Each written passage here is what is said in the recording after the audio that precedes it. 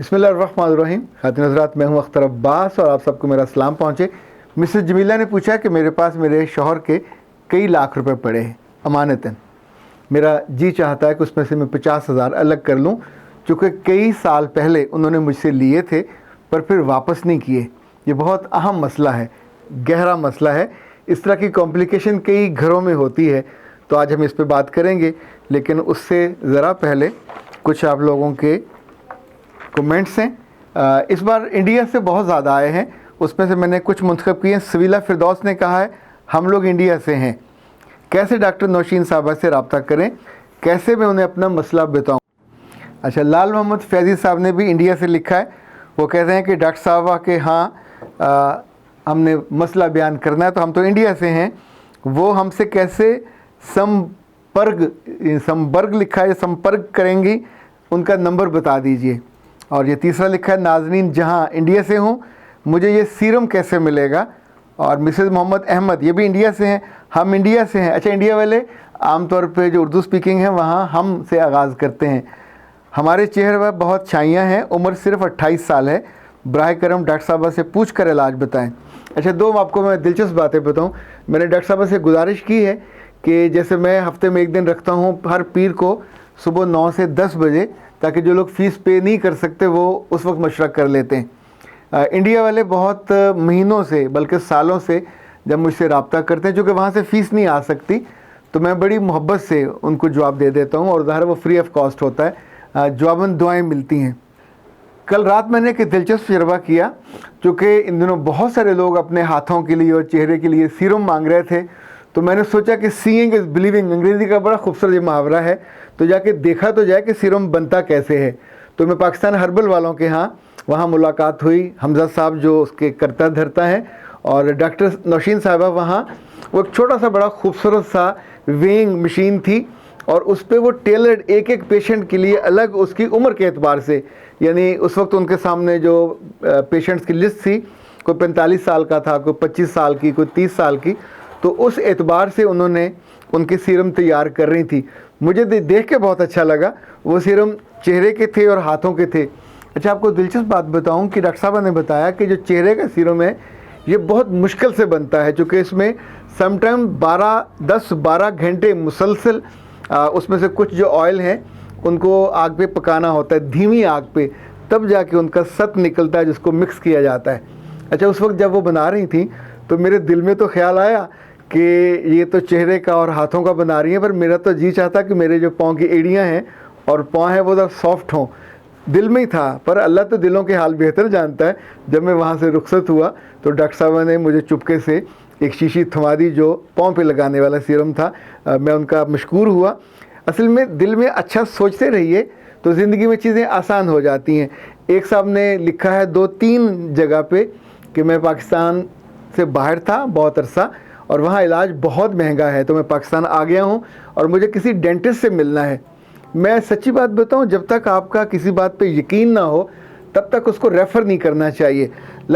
मुझे ज़िंदगी में जब भी ज़रूरत पड़ी अपने लिए या अपने बच्चों के लिए, तो हमने डॉक्टर मुदस्सर से रब्ता किया। डॉक्टर साहब सिविक सेंटर सब्ज़ाज़ार में उनका क्लिनिक है।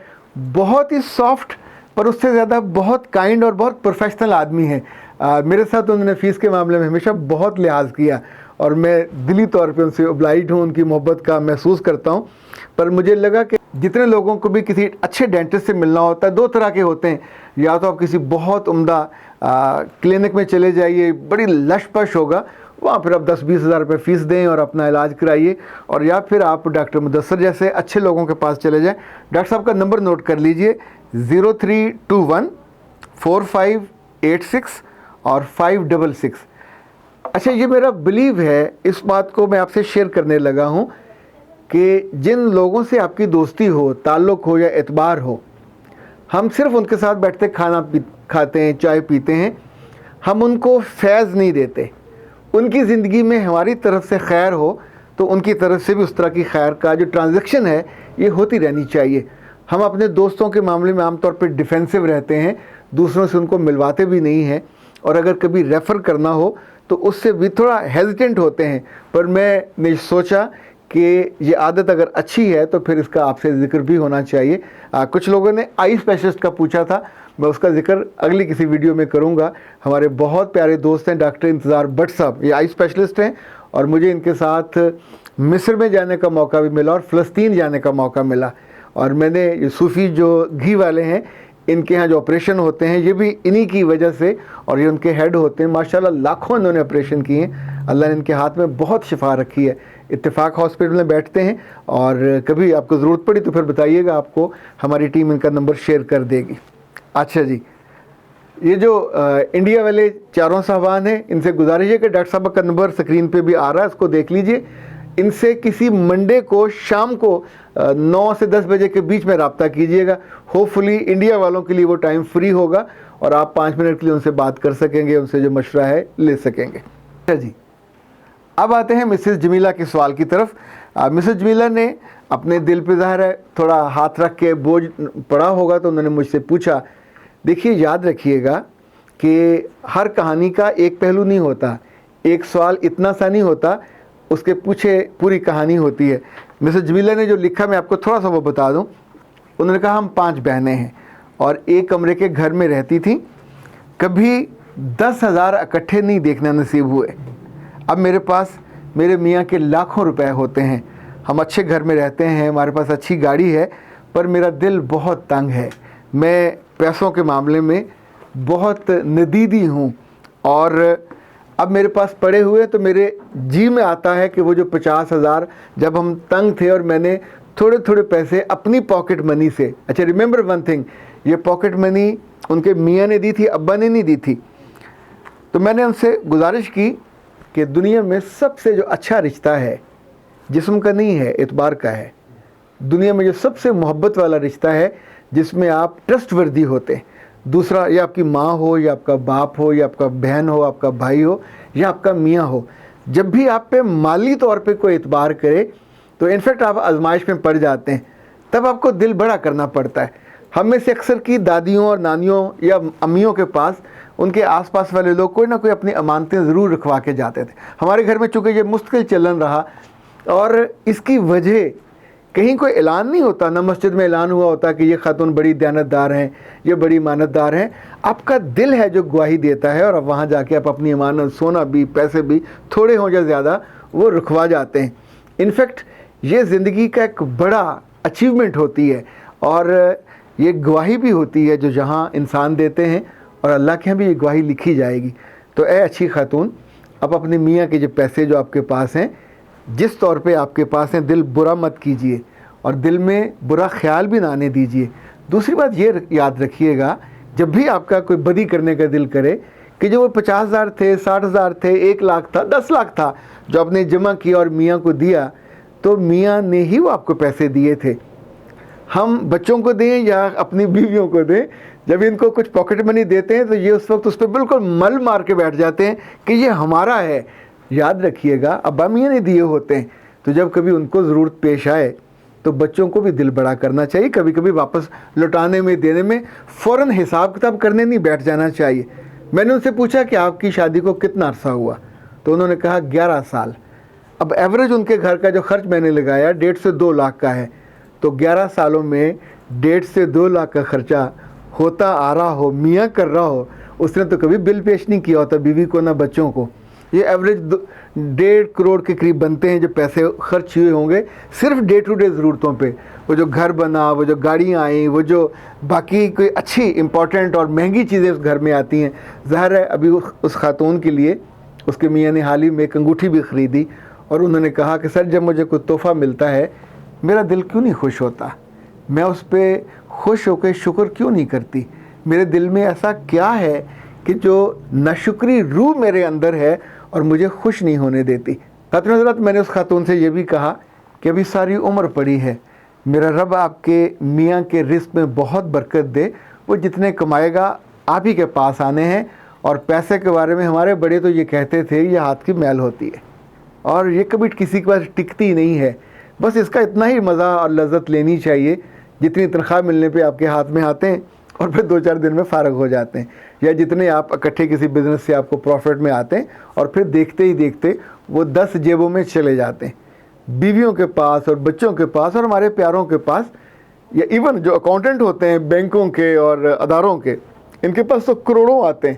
تو ان کو دیکھ کے آپ کی زبان للچانے لگے, آپ کا دل للچانے لگے, تو پھر تو بہت مسائل پیدا ہو جائیں گے. کل کوئی اکاؤنٹنٹ مجھ سے پوچھے گا کہ سر میرے پاس اتنے کروڑ آتے ہیں, صبح سے لے کے شام تک میں گنتا ہوں, کیا میرا حق نہیں ہے شام کو میں 10,000 روپیہ نکال لیا کروں؟ اتنا تو مجھے حق ملنا چاہیے.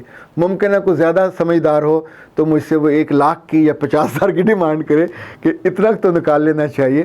کوئی بھی مفتی, کوئی بھی بڑا عالم دین, کوئی بھی ایون دنیا دار آدمی بھی آپ کو اس طرح کی حرکت کے بارے میں سوچنے کا موقع بھی نہیں دے گا.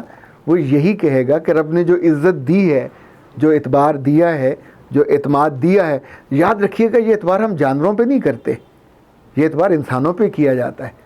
انہی کے ساتھ یہ ڈیلنگ چل رہی ہوتی ہے, انہی کے ساتھ ٹرانزیکشن چل رہی ہوتی ہے. تو آپ کا اپنا میاں ہے, آپ کے اپنے پیسے ہیں, اس کے بارے میں لالچ کیوں کرنا؟ اپنے دل کو برا کرو گے تو سچی بات ہے آپ کی اپنی پرسنالٹی جو پہلے ہی بہت سارے تو اے اچھے خواتین و حضرات, کچھ لوگوں کو پیارے اچھا لگتا ہے, تو اے پیارے خواتین و حضرات, جب جب آپ کے پاس کوئی آپ کا پیارا, راج دلارا, آنکھ کا تارا تھوڑی سی امانت رکھوائے یا زیادہ رکھوائے, دل نہ تنگ کیا کریں, اس کے بارے میں کبھی سوچا بھی نہ کریں. یہ رزق آپ کا نہیں ہے, یہ جس نے رکھوائے ہیں اس کا رزق ہے. ہاں آپ کا رزق وہ عزت ہے, وہ احترام ہے جو اس کے دل میں, وہ بینک کو چھوڑ کے, کسی دوست کو چھوڑ کے, کسی اور لاکر کو چھوڑ کے آپ کے پاس آیا, چونکہ وہ جانتا ہے یا اس کے دل میں گمان ہے, ایک مان ہے. تو اس مان کو کبھی ضائع مت ہونے دیجیے گا, اور ہمیشہ اپنے بیٹوں کو اور اپنی بیٹیوں کو اس طرح کے معاملات پہ ایجوکیٹ کیا کریں. میں نے اپنے گھر میں دیکھا کہ میری اہلیہ اگر کسی کی امانت ان کے پاس ہو تو وہ بیٹی سے کہتی ہے کہ بیٹا اس پہ ایک اسٹیکر لگاؤ, اس کا نام لکھو, لفافے میں ڈالو اور فلاں جگہ پہ رکھ دو. انفیکٹ آپ ساتھ اس کو بتا رہے ہوتے ہیں کہ جب جب امانت تمہارے پاس آئے تو اس کو مینیج کیسے کرنا ہے. ایک بات اور یاد رکھیے گا, وعدوں کے بارے میں اور امانتوں کے بارے میں اللہ کے یہاں پوچھا جائے گا. سو لوگوں سے وعدے کم کیا کریں, وعدوں کی جو پوچھ پڑتال ہے سے بندہ پھنس جائے گا. اسی طور پہ امانتوں کے معاملے میں چاہے وہ غیر مسلم ہو, نان مسلم ہو, دشمن ہو, آپ کے جان کے دشمن ہو, تب بھی امانت تو واپس کرنی ہوتی ہے. اور مثال اگر آپ پوچھیں گے تو صرف میں ہلکا سا اشارہ کروں گا, مکہ سے ہجرت سے پہلے اللہ کے رسول نے کیا کیا تھا. اپنے دوستوں کی امانتیں واپس نہیں کی تھی, دشمنوں کی تھی جو ان کی جان لینے پہ آمادہ تھے. سو اپنے پیاروں کے ساتھ کبھی گڑبڑ نہیں کرنی. یہ گڑبڑ گھوٹالہ آپ کو ان کی آنکھوں سے بھی گرائے گا, اور مجھے لگتا ہے اللہ کے ہاں بھی آپ کا جو درجہ مقام ہے وہ زمین پہ آ جائے گا. اختر عباس کو اجازت دیجیے. السلام علیکم.